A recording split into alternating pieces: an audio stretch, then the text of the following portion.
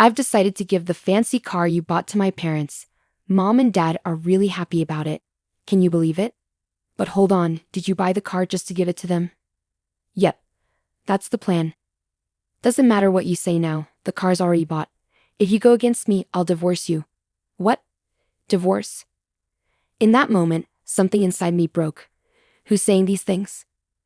All right, I'll do it. My name's Rose. I'm 37 and work in an office. I live with my husband Jack and our daughter Lily, who just turned 7. Both Jack and I work, so money isn't a problem for us. Lily's growing up nicely. I'm happy in my own way, but I do have some issues with Jack. He's the type who puts his parents before his own family. It's nice that he cares about them, but sometimes he prioritizes them and our daughter over me. It's not pleasant. Even when I was in labor, I called Jack at work to tell him I needed him at the hospital because our baby was on the way. I'm sorry that my mom burned her finger. I have to go to my parents' house, he said. I couldn't believe it. How could he be more worried about his mother's minor burn than his wife giving birth? His mom had just touched a hot pan and got a small burn, but she was fine after cooling it down with water. I couldn't believe she called him for something so small, and I couldn't believe Jack rushed to her side instead of being with me during such an important moment. Jack is usually hardworking and kind to me, but his behavior towards his parents bothers me a lot. Another time, on our daughter's first birthday, his parents were visiting. They asked him to drive them somewhere, so he left without even celebrating our daughter's special day with us. He stayed at the hotel with his parents because they needed an extra room. It was shocking to me that he would prioritize a trip with his parents over being there for our daughter's first birthday. I felt really let down by Jack after that. This kind of thing happened a lot, but I couldn't just divorce him right away. I still love Jack, and I didn't want to take her father away from my daughter so easily. It's not like he doesn't care about her. He does care, so I hoped he would eventually put our daughter first. But since she was born until now, he's never celebrated her birthday with us. She's 7 now. He seems to think her birthday should be just for us. I try not to let her feel lonely. Once, I thought about inviting my in-laws to celebrate her birthday with us, but they said it would be too much trouble to come over. It's true it's a 2-hour drive from their place to ours, but Jack never minds the distance when he goes to see them. It feels selfish to say it's too much trouble to come here. My mother-in-law is so selfish. She openly admits she wanted me to have a boy, not our daughter. I told you I wanted a boy. Why didn't you listen? She says. I couldn't believe she'd say something like that. You can't choose the gender of your child, and I don't think it really matters if it's a boy or a girl. It's not like Jack's family is some famous lineage. It's just my mother-in-law's old-fashioned thinking. One reason Jack doesn't celebrate our daughter's birthday with us is because he's trying to please his mother. He's more concerned about his parents than anything else. He just can't seem to disobey his mother. When Jack took me to their New Year's family gathering, she said a lot of hurtful things to me. My mother-in-law seems to enjoy making me feel small. She criticizes me about not having a boy, but also about other things. She treats me like a servant, making fun of me in front of everyone. She even downplays my job, saying it's just data entry when it's actually engineering.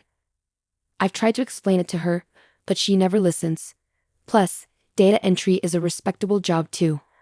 I don't know why she looks down on it. I'm sure she can see our daughter, but she ignores her. She gives gifts to other relatives' kids during New Year's, but not to our daughter. And it makes me furious that Jack doesn't stop her. His daughter is being mistreated, and I feel like a fool being mistreated too. I don't get why he laughs at his mother's remarks. He even says, "My wife isn't much without me," trying to look good in front of everyone. I didn't want to take her father away from our daughter, so I tried to be patient, but my love for Jack started fading away. Then one day, Jack asked me for a favor. "I want to buy something," he said. "What is it?" I asked. "A car," he replied. I was shocked. Jack never cared much about cars or anything like that. "Why all of a sudden?" I asked. "I just thought it'd be nice to have something new, you know. I drive to my parents' house a lot, so I thought it'd be good to freshen things up. But we live near a supermarket. I don't drive much. I'm not into cars, so I thought you should decide. You'll be the main one using it anyway." Jack looked pleased and then added with a hint of apology. "Oh, one more thing. I'll choose the car and I'll let you pay for it." Jack wants a car for himself, but he can't afford to buy one on his own. He wants me to pay for it. Actually, my salary is what supports our family financially, and I don't expect Jack's salary to cover our expenses. When I was on maternity leave, Jack didn't contribute his salary to our household, so I went back to work right after giving birth. Luckily, I'm an engineer, so I arranged with my company to let me work from home. I work while taking care of our daughter. When she was little, I felt it was selfish of Jack to spend his leftover money on himself and then ask me to pay for a new car. But when he's in a good mood, he often helps out with our daughter, so I decided to go along with it. Okay, are you sure? I asked. Thank you, Jack replied happily, already looking at car catalogs and browsing the internet.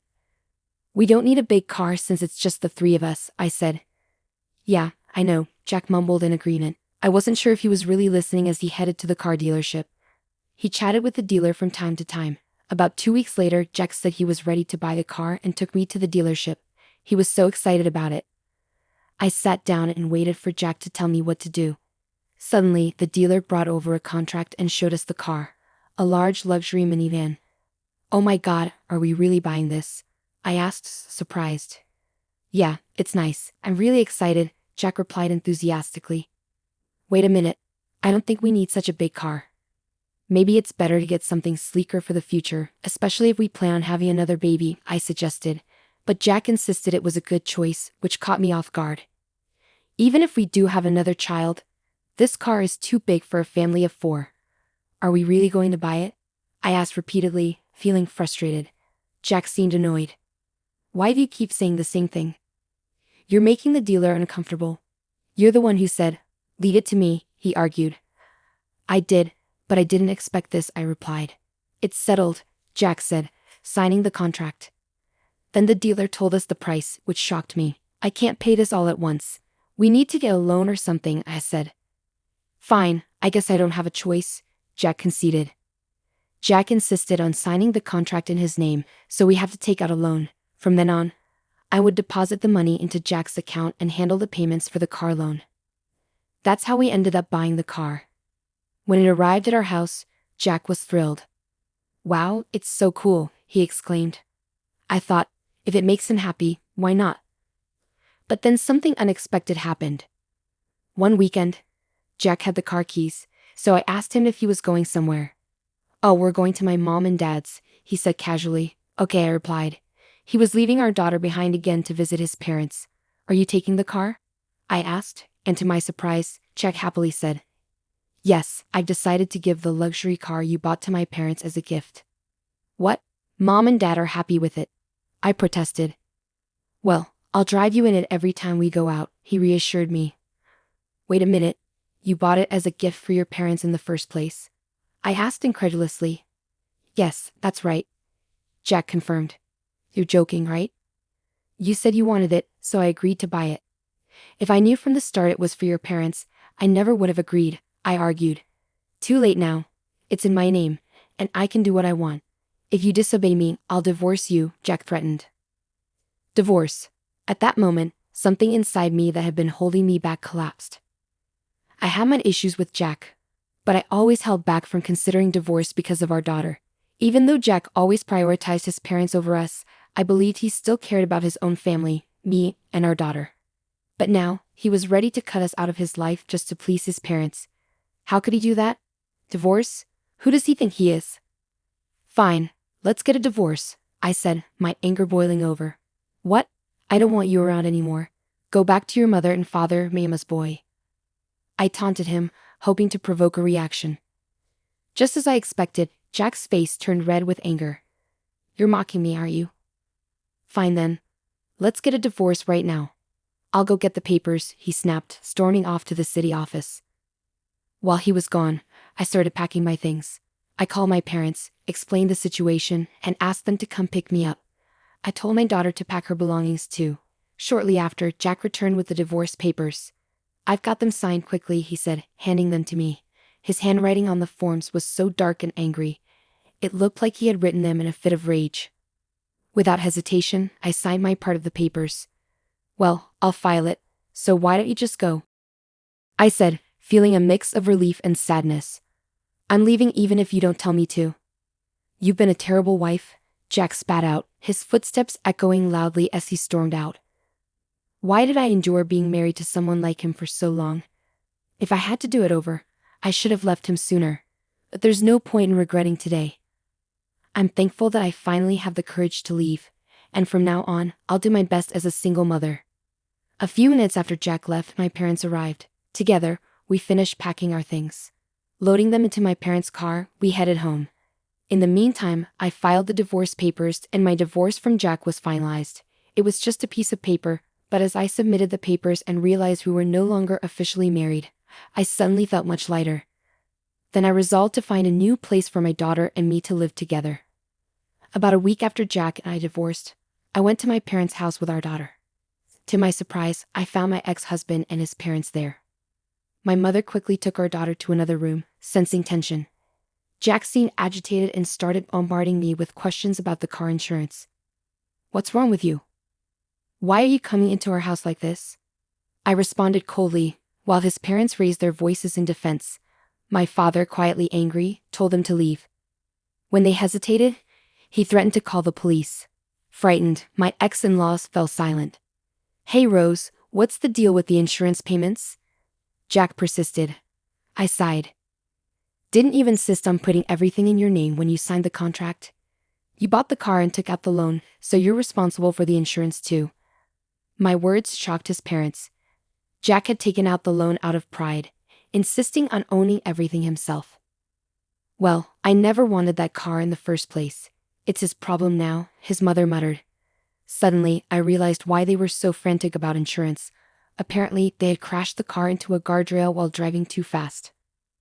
I hadn't noticed the damage when I arrived, but now it was clear. Since they didn't have insurance, they would have to foot the entire repair bill, including the guardrail damage.